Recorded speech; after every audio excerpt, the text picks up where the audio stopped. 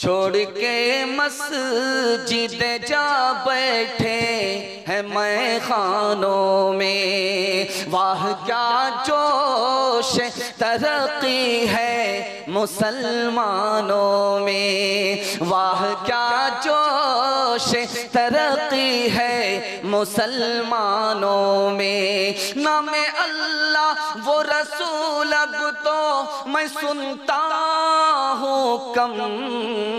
पहले राइज थे ये अल्फाज मुसलमानों में। पहले राइज थे ये अल्फाज मुसलमानों में। 6 साल से नीचे के बच्चे को मस्जिद में लाना हराम है।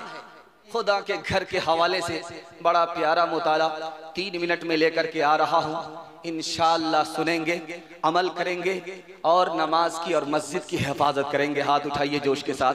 बिल्कुल तेजी के साथ जलसा निकल रहा, आप मोहब्बत में सुन रहे हैं, इसलिए मुझे भी पता नहीं चल रहा, आपको भी पता नहीं चल रहा। ध्यान से सुनिएगा, ध्यान से सुनिएगा। जिस हाल में सुन रहे उसी हाल में सुनिए। छोटा बच्चा बाप के साथ है, आप देखेंगे तजर्बा करके। कोई दूसरा आदमी उसको पैसा दे, वो पकड़ता नहीं, बाप का मुंह देख रहा है। क्या मतलब हुआ? आपने गौर किया? छोटा बच्चा बाप के साथ, दूसरा आदमी उसको चॉकलेट दे, पकड़ता नहीं है, बाप का मुंह देख रहा। पैसा दे, वो बाप का मुंह देख रहा। क्यों जानते हैं? बाप की इजाजत है कि नहीं है। जैसे ही बाप ने दाढ़ी हिला दी, अब क्या है, फौरन झपटा मारता है।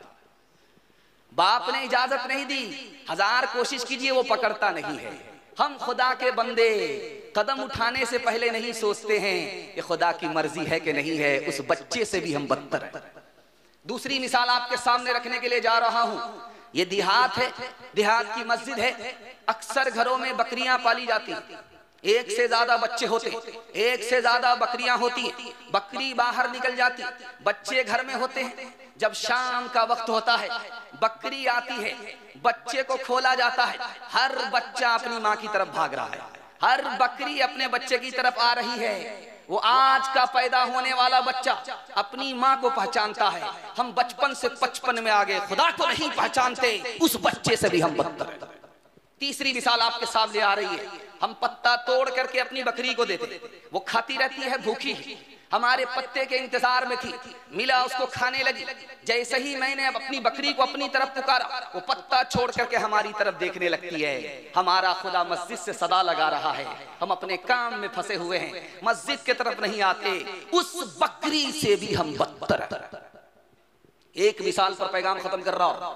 दादा आए नमाज पढ़ने के लिए मस्जिद में, पोता बाहर खड़ा रह गया। इमाम साहब ने पूछा कि तुम्हारे दादा नमाज पढ़ने के लिए आए, तुम बाहर खड़े रह गए। तो कहा मैं किसके लिए नमाज पढ़ूं, मुझे तो खुदा के बारे ही में शक है। एक मिसाल दे रहा हूं, पैगाम को खत्म कर रहा हूं। आपने देखा होगा लाल किला, लाल किला दिल्ली में। उसी दिल्ली के लाल किला में एक मोती मस्जिद है, आज भी वो मस्जिद मौजूद है। उसी मस्जिद में औरंगजेब बादशाह नमाज पढ़ा करते थे। औरंगजेब बादशाह, दुआ कीजिए अल्लाह उनकी कब्र को नूर से भर दे। कितना बड़ा बादशाह था, दिखाने के लिए जा रहा हूं तारीख के आईने में। वो छोटी सी मस्जिद, उसमें बादशाह नमाज पढ़ते, पढ़ाने वाला इमाम है। देखा कि औरंगजेब को आने में देर है, इंतजार करने लगा। जब औरंगजेब आए, देखा टाइम तो हो गया, इमाम साहब ने नमाज क्यों नहीं पढ़ाई? कहा आपका इंतजार कर रहा था। कहा मेरी मस्जिद से निकल जाओ, जो मेरे लिए नमाज पढ़ाए वो मेरा इमाम नहीं हो सकता, जो खुदा के लिए नमाज पढ़ाए वो मेरी मस्जिद का इमाम होगा। इंशाअल्लाह अपने खुदा को रमजान में और जुमा में याद रखेंगे। हाथ उठाइए इंशाअल्लाह। ये देखिए, बाकी कहां जाएंगे? ससुराल। ऐ सबसे अव्वल और आखिर, जहां तहां हाजिर और नाजिर, सबसे अनोखे सबसे निराले, आँख से ओझल दिल के उजाले, नौजहां की खेपने वाले, दुख में तसल्ली देने वाले, सोच में दिल बहलाने वाले, बिपता में याद आने वाले। तीसरा पैगाम सीरत के हवाले से आ रहा है, इसको जरा ध्यान से सुनिएगा। तुर्की में मस्जिद है, उस मस्जिद में पगड़ी रखी भी रहती है, उसी मस्जिद में दाढ़ी रखी भी रहती है, उसी मस्जिद में ये जुब्बा जो मैं पहने हुआ हूं आपके सामने बयान कर रहा हूं, ये जुब्बा भी रखा हुआ होता। इमाम साहब आते हैं, इमाम साहब कोट पैंट में होते, दाढ़ी नहीं होती, बिल्कुल सफाचट, फुटबॉल का मैदान वो आते। जब नमाज का वक्त हुआ तो वो क्या करते हैं, उसी कोट पतलून में जुब्बा पहन लेते हैं, क्योंकि ये नबी का लिबास है, उसको वो पहनते हैं। उसके बाद पगड़ी लगाते हैं, वो जो दाढ़ी रखी हुई थी उसको अपनी ठोड़ी से लगाते हैं।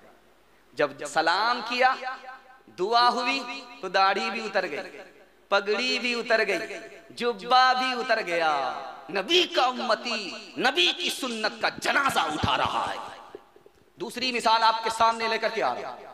शादी का मौका है, यहाँ इतना बड़ा मजमा है, जलसा सुन रहा है, वहां शादी का मजमा है, एक तरफ लड़की है एक तरफ लड़का है। 50 साल पुरानी बात है, 100 साल पुरानी बात है, ये मोबाइल का दौर नहीं है।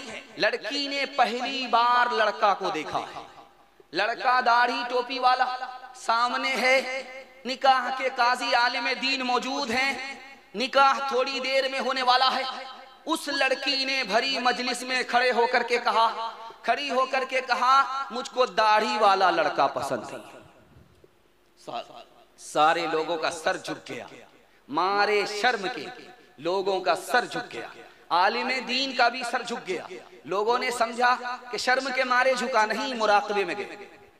5 मिनट के बाद सर उठाया, शेख अहमद अली लाहौरी रहमतुल्लाह अलैह, दुआ कीजिए अल्लाह उनकी कब्र को नूर से भर दे। उन्होंने पूरे मजमे से कहा कि देखो, एक बात कान खोल करके सुन लो, इस लड़की का निकाह उस लड़के से होने वाला था, वो लड़का आलिम दाढ़ी टोपी वाला। इस लड़की ने खड़ी होकर के कहा मुझे वो लड़का पसंद नहीं, दाढ़ी वाला लड़का पसंद नहीं। जानते हो ऐसा क्यों कहा? इसके बाप ने हराम कमाया, इसको हराम खिलाया, इसके पेट में हलाल नहीं है, इसलिए इसको सब कुछ कबूल है, नबी की सुन्नत कबूल नहीं है। तीसरी मिसाल आपके सामने रखने के लिए जा रहा हूं। दस्तरखान लगा हुआ है, सारे लोग खाना खा रहे हैं, सबने दाहिने हाथ से खाना खाना शुरू किया। एक जवान है जो बाएं हाथ से खा रहा है। अल्लाह के रसूल ने कहा मेरी सुन्नत है दाहिने हाथ से खाओ, तुम बाएं हाथ से क्यों खाते हो? कहा मेरी मर्जी है। कहा अब तुम आइंदा कभी भी उस हाथ से नहीं खा सकोगे। अल्लाह ने उस हाथ को बेकार कर दिया, जिंदगी भर वो हाथ काम नहीं आया। जो नबी की सुन्नत से मुंह मोड़ देता है, अल्लाह अपने किबले से उसके मुंह को मोड़ देता है। इंशाअल्लाह अपने नबी की सुन्नत को चुन चुन करके जिंदा करेंगे। हाथ उठाइए इंशाअल्लाह। बेटा की शादी फ्री में नहीं करेंगे, हाथ उठाइए इंशाअल्लाह। ये